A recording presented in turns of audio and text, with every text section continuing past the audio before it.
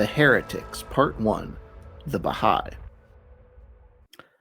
On the shores of Lake Michigan, in the near north suburbs of Chicago, sits a large white temple that is so impressive it was named one of the 7 wonders of Illinois.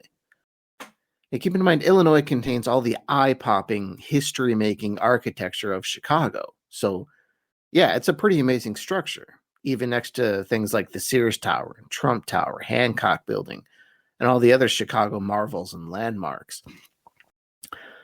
This building is the North American headquarters of the Bahai Faith, whose founder, Baha-ullah, was once a Muslim. I spent a great deal of time at this shrine, taking in the gardens and interior and talking to some extremely friendly people. So I'm exceptionally sympathetic to this particular Islamic heresy, which is now its own religion. Now, this started as just an episode on Islamic heresies. I was just going to go through a whole bunch of them, tell you about people who kind of differed from the mainstream. But I have so much material on the Bahai Faith, I'm going to give this particular heresy its own episode. Is it any more important than the other heresies? Maybe. They certainly have a very large following, anywhere between 5 million and 8 million adherents. That's roughly half the number of Jews in the world. So why devote an entire episode to it? It's just my favorite Islamic heresy, so I know a great deal about it. And it's by far, to me, the most interesting heresy to come out of a major religion since 12 Jews scattered out of Jerusalem to talk about a guy named Jesus. So this will be the Baha'i episode of Heretics. And later, part 2 will cover the Alawites, Nusayris, the Druze, the Ahmadiyya, and the Nation of Islam. I believe that'll be all. So, what is it that makes the Baha'is different? What are their core beliefs, and why are they so blasphemous? Basically, the Baha'is took the Muslim idea of the oneness of God and took it another step forward, announcing the oneness of religion. There is one God and one continually evolving religion. And that religion evolves as humans evolve and are able to understand more of it. Historically, evolution was all the rage in this intellectual milieu, which brought us this particular heresy. The founder, Baha-ullah, announced himself as a manifestation of God in 1863, which was 4 years after Charles Darwin published Origin of Species. Just something to keep in the back of your mind. This oneness extended to the races and to the sexes as well, announcing the equality of all people. This also applied to nations.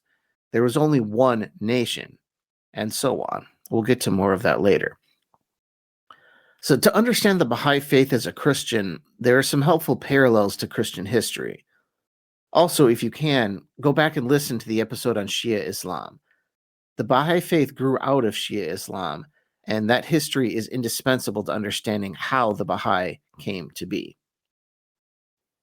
Okay, before I launch into the whole history of the Baha'i Faith and Christian parallels and all that kind of stuff, I just want you to drill 4 names into your head. First name, number 1, the Bab. That's B-A-B, Bob, the Bab. It's a title. Number 2, Baha-ullah. That's Baha, like Baja, California, and Ullah, like Allah, beginning with a U. Baha-ullah. Number 3, Abdul Baha. This was Baha'ullah's son. Abdul as in servant, and Baha as in Baha'ullah, or like Baja, California. And then number 4, Shoghi Effendi. Shoghieffendi.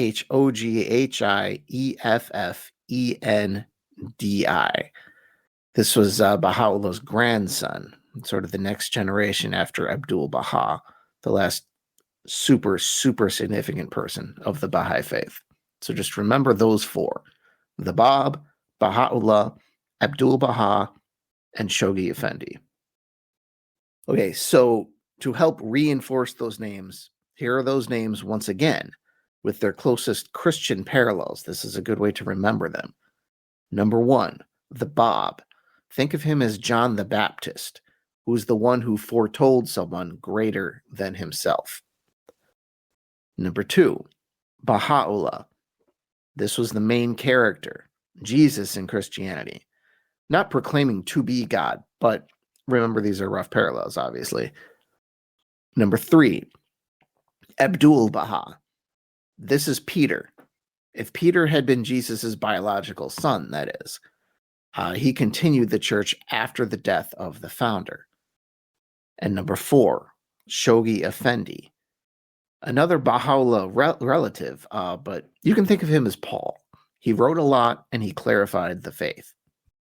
Now, I want to give a quick geography relating to the Baha'i Faith, which started as something called Babism. This wasn't some guy named Bob. It's B-A-B. Bab means the door in Arabic. But most of this doesn't actually happen in Arabia. It happened in what was then known as Persia, what we call Iran. Remember that Iran is the center of the Shia world.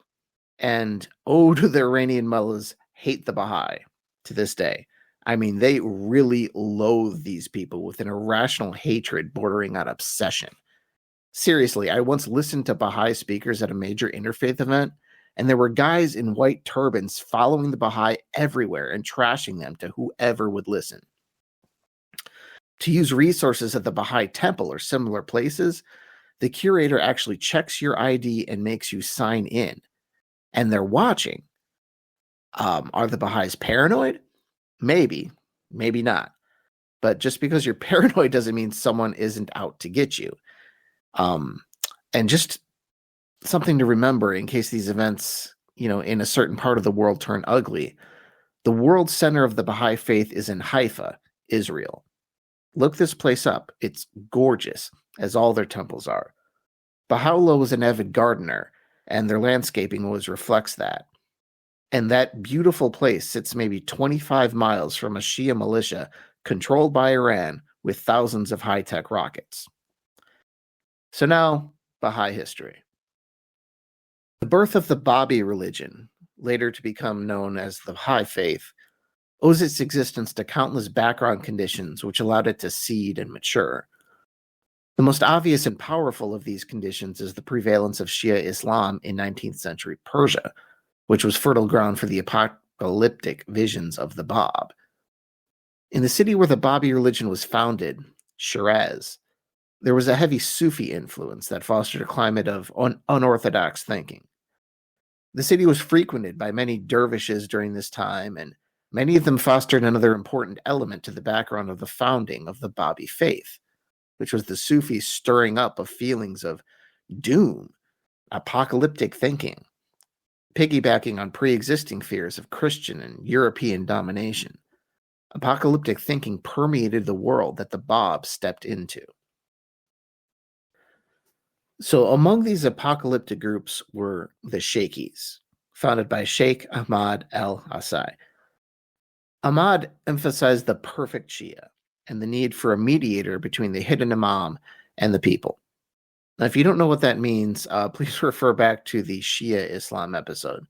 I can't stress that enough. A lot of this is not going to make any sense unless you have some kind of slight background in Shiism. So Ahmad would fill this role of the perfect Shia.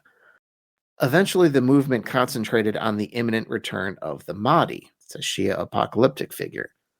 And so much so that Sheikh Ahmad's successor sent people out to find the Mahdi when the Sheikh died in 1843. Now, eventually, a Sheikhi found the Bab and became the first to believe the Bab's declaration in 1844. More on that soon. The Bab was also influenced by Sheikhism through his childhood teacher and many relatives around him. So the major evolution of the Baha'i faith from Islam is as follows.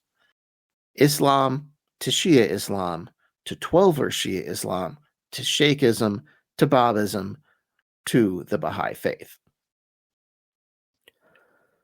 The Baha'i calendar begins in 1844, when Ali Muhammad Shirazi, who took the title of the Bab, which is the door in Arabic, remember, declared he was the gate to the hidden 12th Imam of Shia Islam.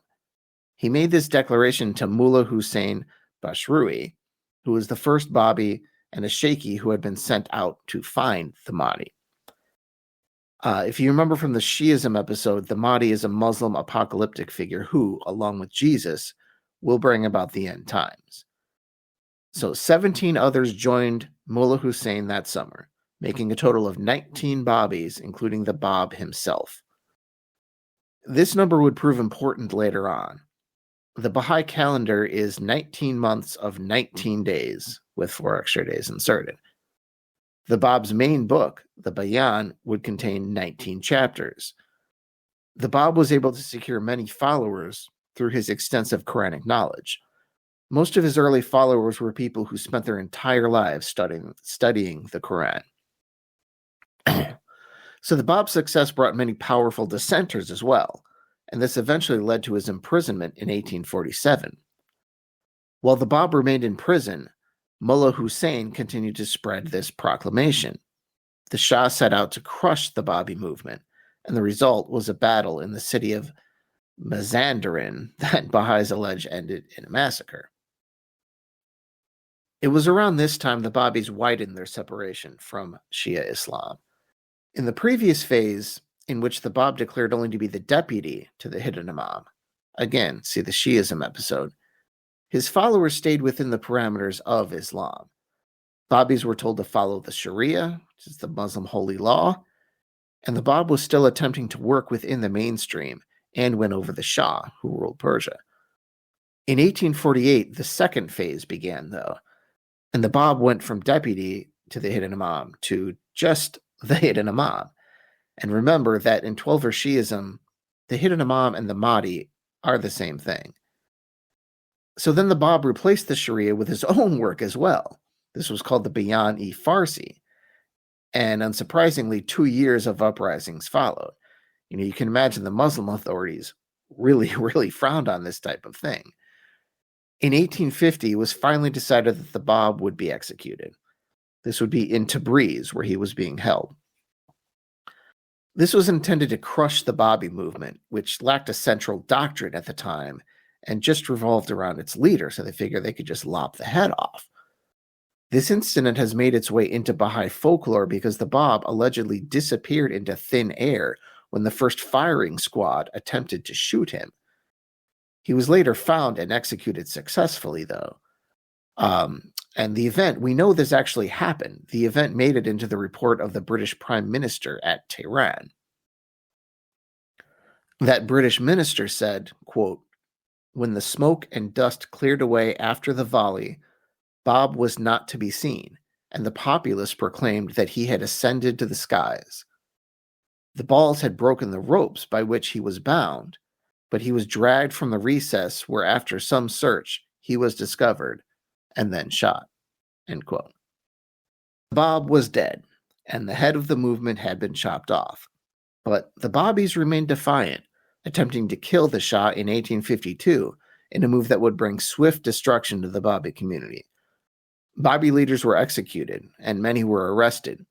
One of these was a Babi in his mid-30s named Mirza Hussein Ali Nouri, Baha-ullah, who would pick up the pieces and direct the Babi movement after this.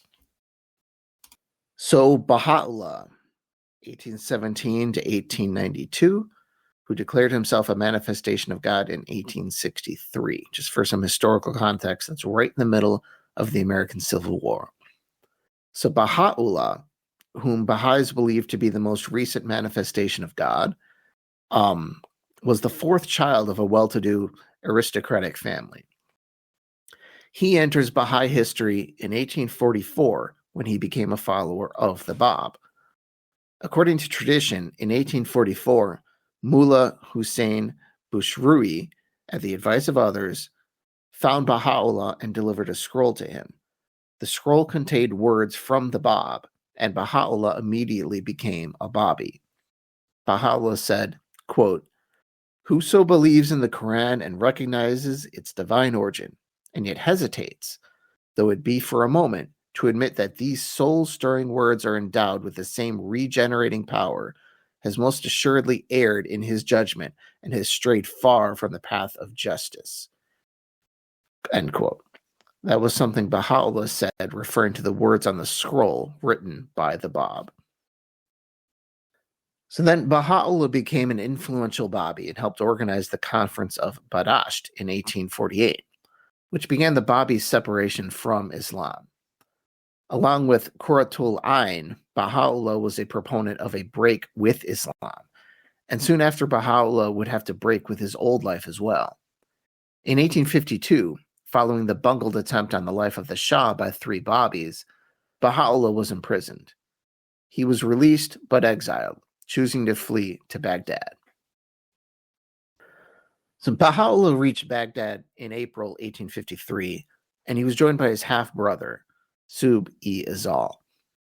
Azal was considered the leader of the movement at this time, but Baha'i sources continually emphasize that he wasn't cut out for this position.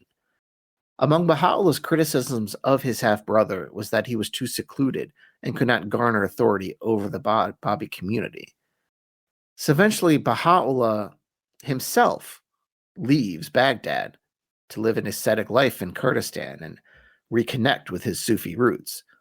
But Baha'u'llah's departure and the subsequent leadership of his brother was just a catastrophe.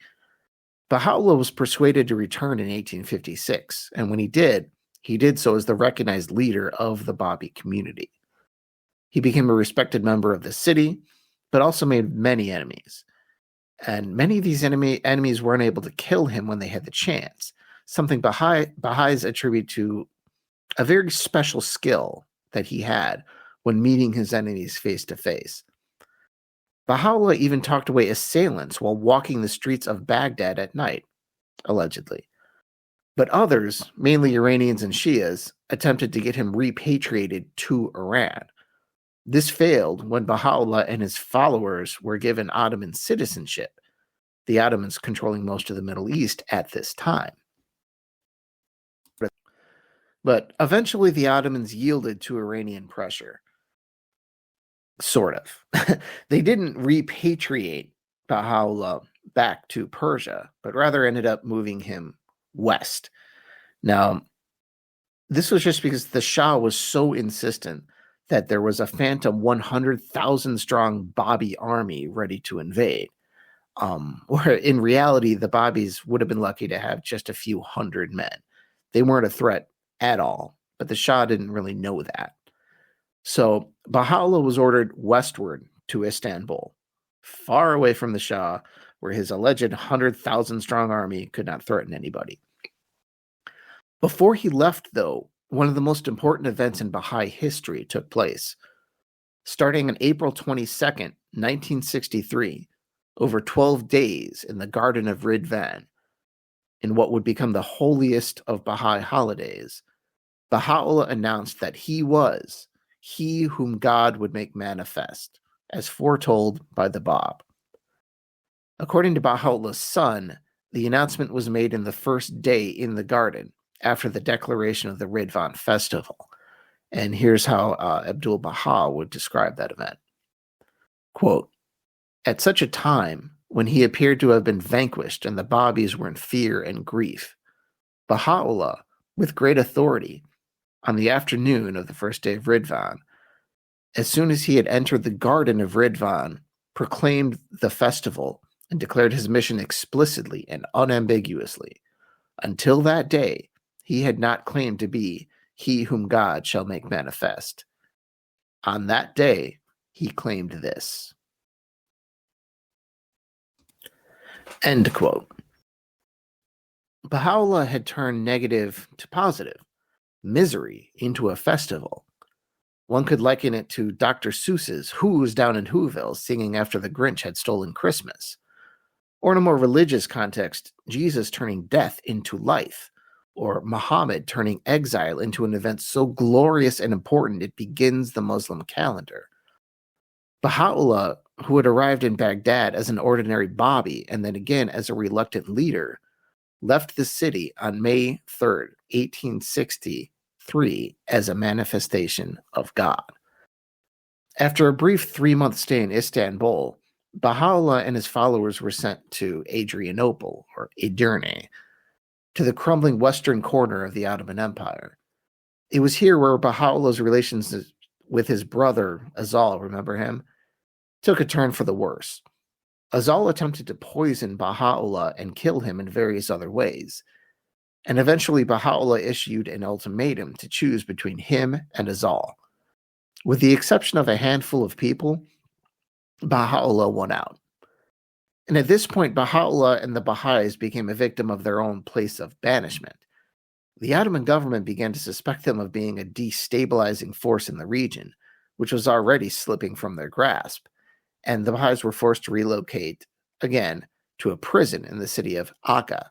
That's Acre. You might remember that name from the Crusades. The conditions were harsh at first, but gradually the Baha'i situation in the city improved.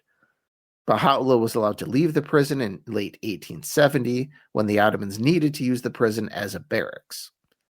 This was a bittersweet moment for the Baha'is, though, because it followed the accidental death of Mirza Mahdi, who was one of Baha'u'llah's sons.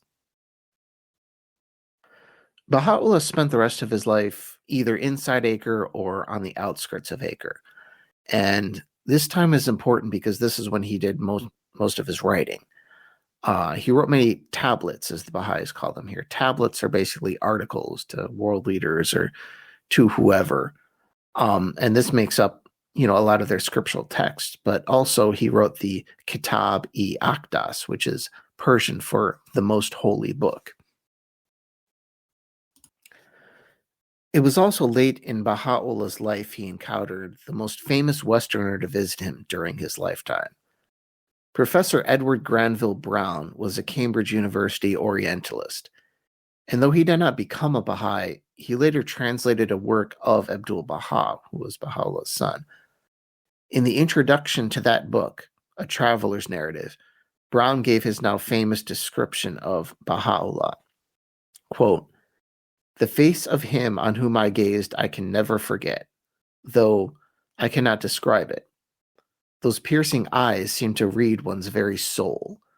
Power and authority sat on that ample brow, while the deep lines on the forehead and face implied an age which the jet-blacked hair and beard flowing down in indistinguishable luxuriance almost to the waist seemed to belie.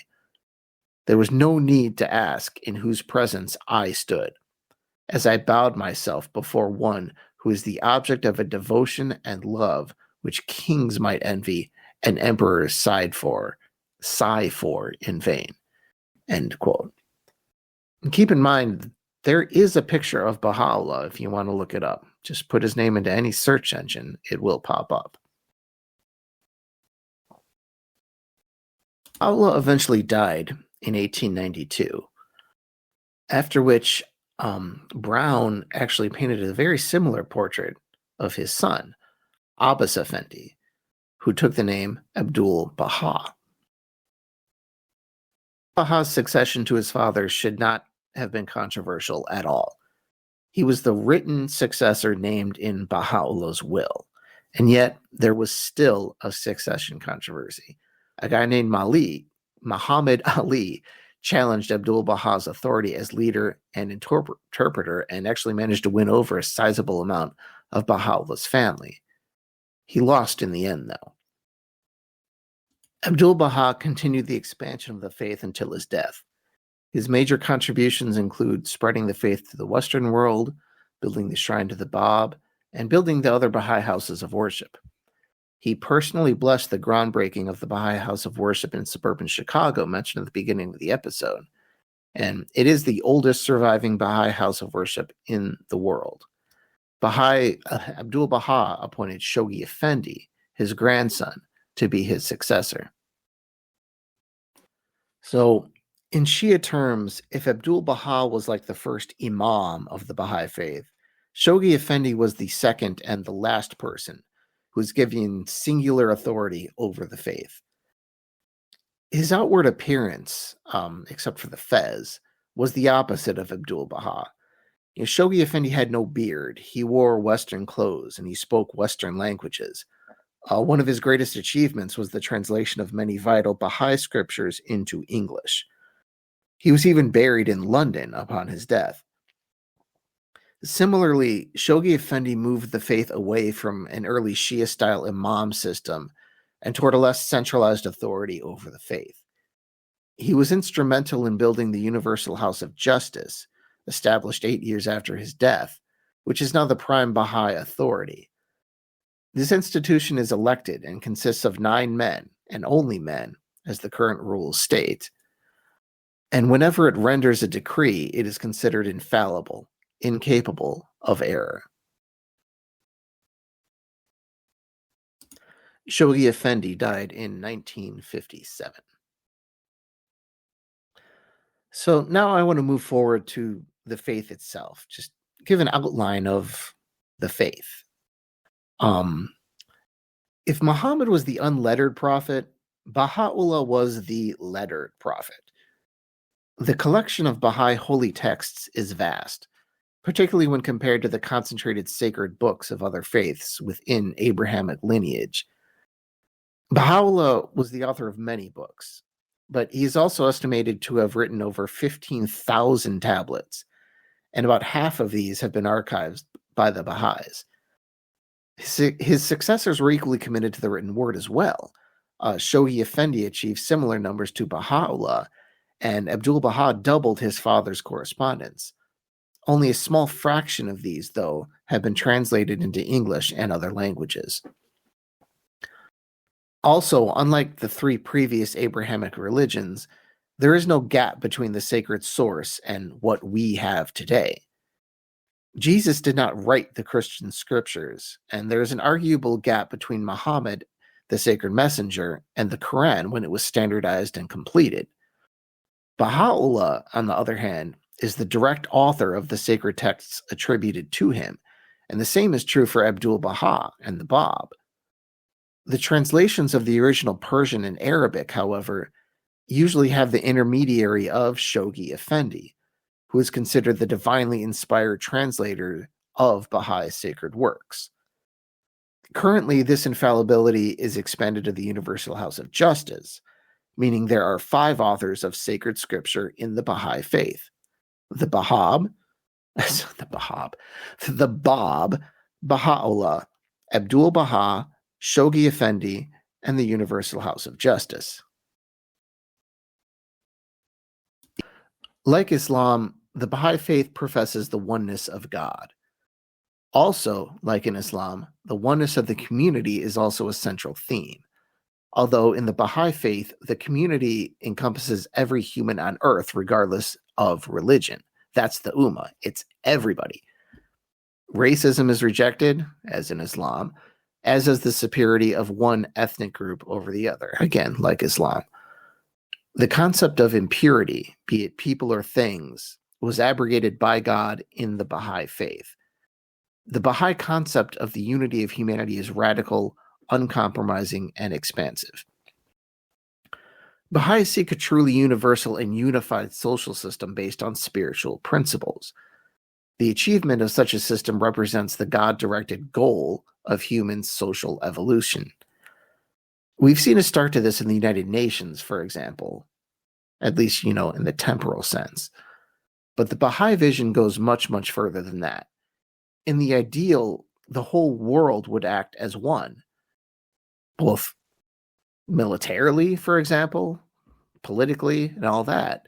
And the smallest, poorest country would be just as important as the economically advanced nuclear-armed nations. The world body would have binding authority over all nations. So, you might call it a one-world government. Now, that's inspiring to some, but also a horrific dystopian nightmare to others. In my country, at least, that kind of talk would make about 100 million people start polishing their guns. And I can definitely see the counterpoint to this. A centralized authority governing 7 billion people would have to be, given human nature, an authoritarian regime. But a Baha'i would retort that you're looking at humanity as it is right now, not how it will be in the future. It all hinges on whether human nature can indeed change. Or perhaps, as in Star Trek, the Earth will unify to explore the galaxy and defend itself from other alien civilizations. Who knows, really? And for those of you detecting some Marxist social thought in there, that's a very good observation. I don't know whether Baha-ullah ever read Marx, but Baha-ullah was only a year older than Marx was and can definitely be considered his contemporary. Okay, so the Baha'is are claiming that everything is one, as noted above. It's one in the world, and it's also one in religion. And this is where the Baha'i claim begins to separate itself from previous theology and to really become unique. One of the most important Baha'i terms is the concept of progressive revelation. This means that God reveals himself little by little over time, only giving human beings what they can handle at that given time in their growth. For example, one would not give a cheeseburger to a 3-month-old. That child needs breast milk or formula, which is what we are given in our infancy. You would also not explain the complexities of human sexuality to a 5-year-old. Instead, you would give him something to temporarily answer his or her question until the child was old enough for the actual truth. In Baha'i thought, as humanity grows older, we are able to handle more and more spiritual truths. In a way, this concept follows in the footsteps of Muhammad, who created a single monotheistic lineage. Islamic commentators have also used a similar concept, noting that Islam came to be only because humanity was finally ready and mature enough for its final religion. But the Baha'i concept applies to all the great religions, be it Abrahamic religions, Hinduism, Buddhism, etc. The founder of each of these religions was a manifestation of God, just as Baha-ullah claimed to be. Just as religion is one, the same goes for manifestations of God. Baha-ullah is no greater than Muhammad, who is no greater than Jesus, who is no greater than Buddha, etc. The idea of progressive revelation was first demonstrated by the Bab, using a tree of truth as a metaphor for God's revelation to mankind, with each tree going through a cycle of birth, spring, development, summer, maturity, fall, and death, winter. So it's the 4 seasons. But instead of the end of each cycle in this theory of progressive prophecy terminating the life of the tree of truth, the spiritual process of cyclical progression, in fact, leads to its growth and to further maturation. So the cycle continues, but things get better. The Baha'is also preach the unity of religion and science. These are not contradictory things in the Baha'i mind. This was a very important issue in Baha'ullah's time, being a contemporary of men like Charles Darwin and rationalist Islamic reformers like Sayyid Ahmed Khan. Oh, and a guy named Karl Marx. Baha'u'llah taught that religion and science are one and should not be divided. Something cannot be scientifically false and religiously true. Another big Baha'i concept is the equality of men and women. Baha'u'llah spoke of the equality of men and women, but it was Abdul Baha who drove the point home in his many letters and speeches. He spoke of this concept eloquently in a speech in Sacramento, of all places. The Baha'i loved these words so much, a paraphrasing of the following is inside the main worship area of the Baha'i House of Worship in suburban Chicago. Quote, "The world of humanity is possessed of 2 wings, the male and the female. So long as these 2 wings are not equivalent in strength, the bird will not fly. Until womankind reaches the same degree as man, until she enjoys the same arena of activity, extraordinary attainment for humanity will not be realized. Humanity cannot wing its way to heights of real attainment. When the 2 wings or parts become equivalent in strength, enjoying the same prerogatives, the flight of man will be exceedingly lofty and extraordinary. Therefore, woman must receive the same education as man, and all inequality be adjusted. Thus, imbued with the same virtues as man, rising through all the degrees of human attainment, women will become the peers of men. And until this equality is established, true progress and attainment for the human race will not be facilitated." End quote. So, and now I want to give you a short blip on Baha'i economics. Now, I mentioned Karl Marx before. Don't confuse the Baha'is with communists. They're not communists. They would not be fans of Marx or any of that sort of thing. But at the same time, a Baha'i society would not be kind to ruthless capitalism. And its economic teachings are socialist in nature, not like Soviet Union socialist, but like Sweden socialist. Baha'i economics include a minimum and maximum income level, although this should not be confused with communist-style economic equality. People would not be compensated equally for everything, but the extremes of poverty and wealth would be removed. And part of this goes with another overriding theme of the Baha'i Faith, a de-emphasis of pointless competition. Education is also highly emphasized. Universal education is crucial to Baha'is not only because it's important to a just society with equal opportunity as they see it, but also because it is believed to be essential to Baha'i faith life. Baha'is are encouraged to investigate the faith for themselves, including reading Baha'i texts, and there are many of those. And this makes literacy and critical thinking skills essential to being a Baha'i. So that's kind of a wrap of what Baha'is believe. But if there are any Muslims listening, and I hope there are, absolutely everybody's welcome here. If you're listening, excellent. I love it that you're here. You might be kind of thinking to yourself, but what about the seal of the prophets? How can someone be a Muslim and then turn around and say he's a prophet? Well, there is an answer to this, actually.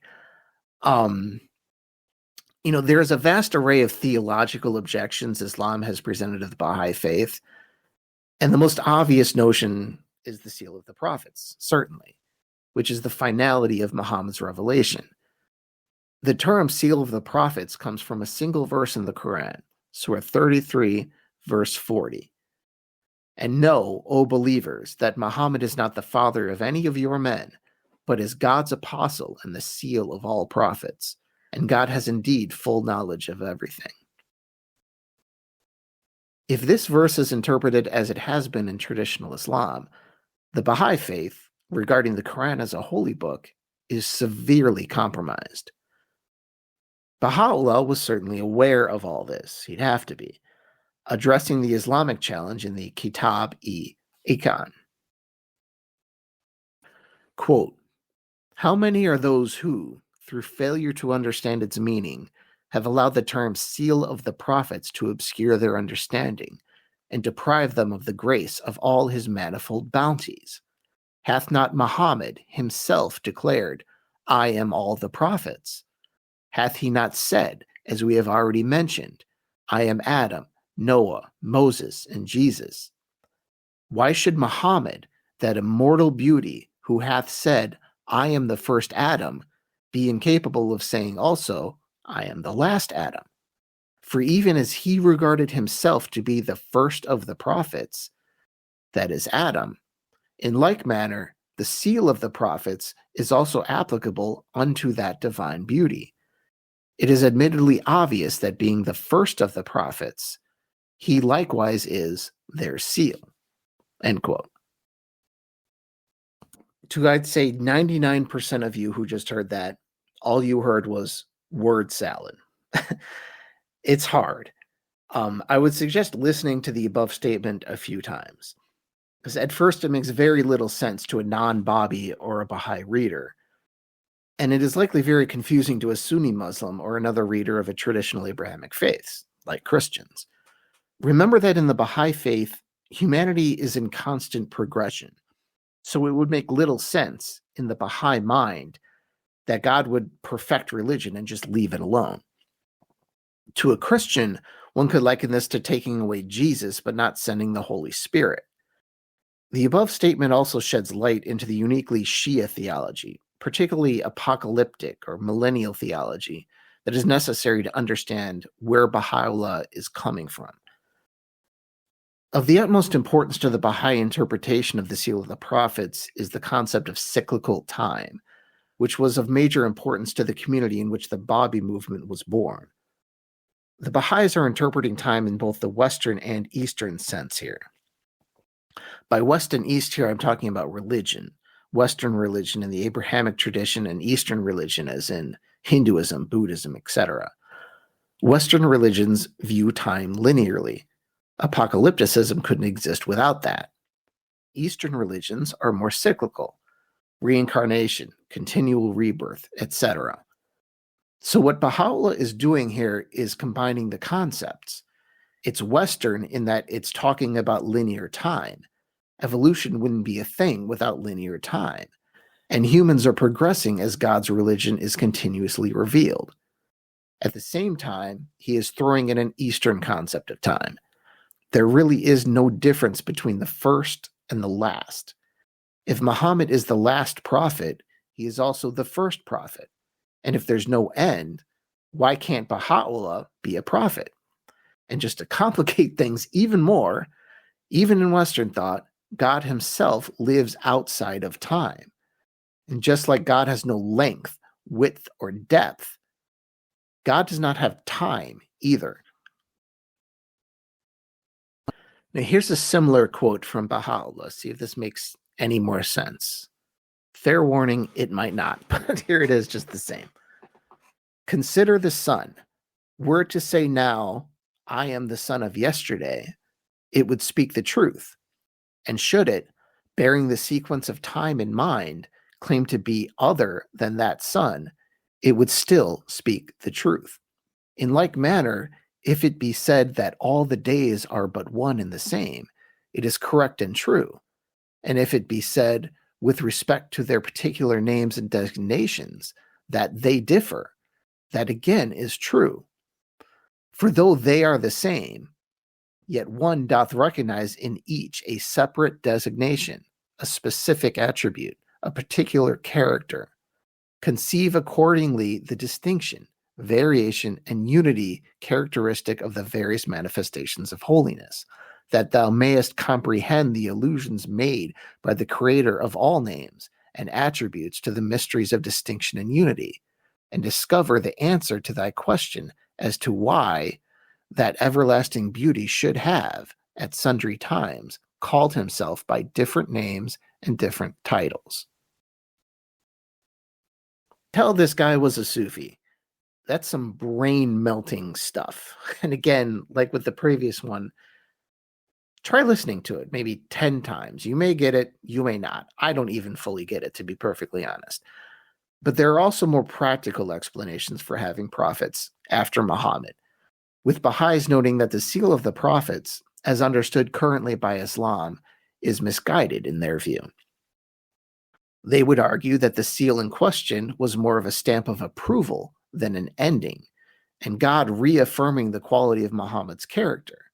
The passage in question is God giving Muhammad permission to marry his daughter-in-law, who had divorced his adopted son, Zayd, and explaining that this is not, even in the technical sense, incest.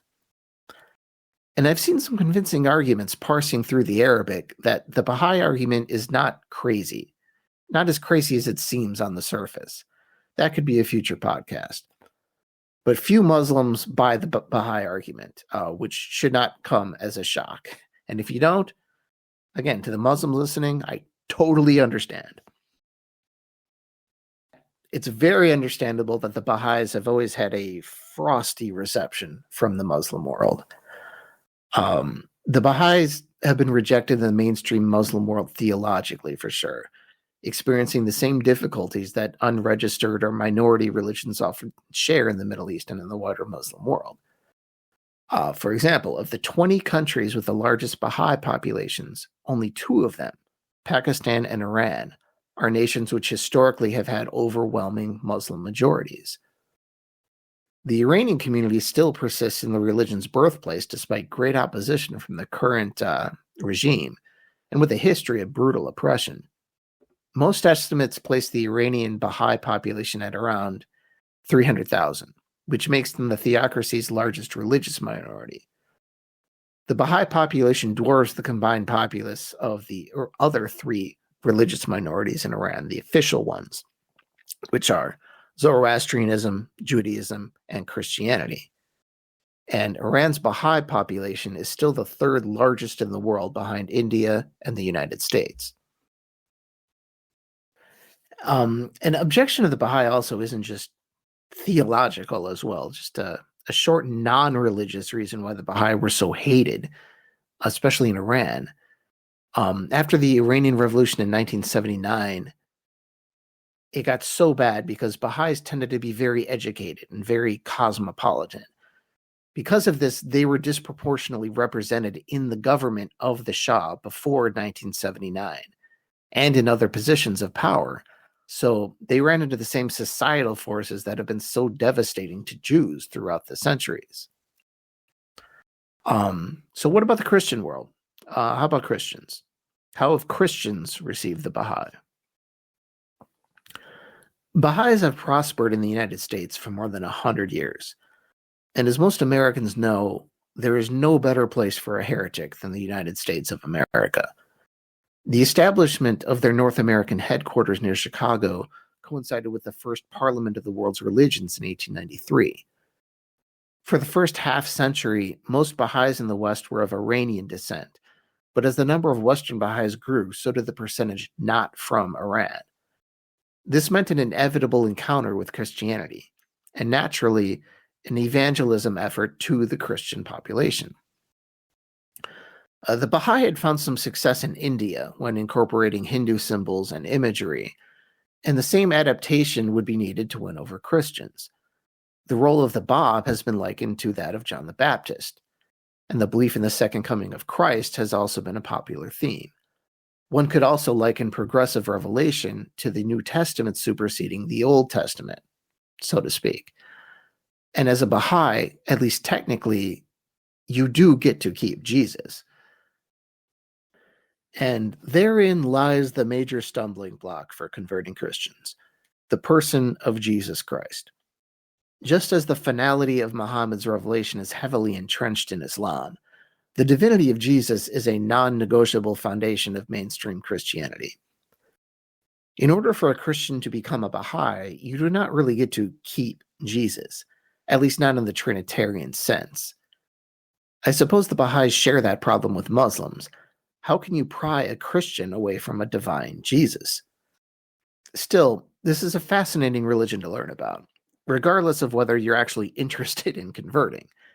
It's an entirely new religion, happening in the modern industrial era. There's even a surviving photo of the founder. How many religions can say that? And if you ever have a chance to attend a Baha'i house of worship, I highly recommend it. They're very welcoming. They don't care whether you're a Baha'i or whether you will ever become one.